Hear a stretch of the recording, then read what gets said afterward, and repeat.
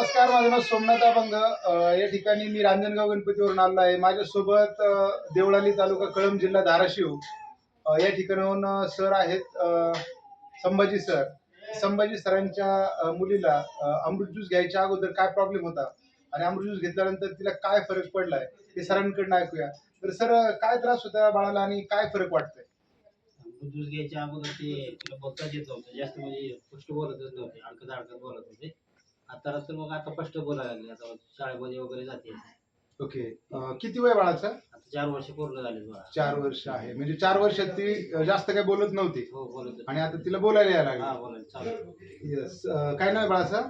समृद्धी संभाजी कोळ. येस. बाळा, नाव सांगते तुझं? ओके, ठीक आहे. आता ती थोडीशी घाबरते मला. तर मित्रांनो, आपण पाहू शकतो की समृद्धी नावाची ही छोटीशी मुलगी 4 वर्ष वय झालं तरी जास्त बोलत नव्हती, म्हणजे एक दोनच शब्द बोलायचे. आणि अमृत ज्यूस 5 ml सकाळ संध्याकाळ घेते, तर ती आता चांगलं बोलते, तिचं नाव सांगते, स्पष्ट बोलते आणि शाळेत पण जाते.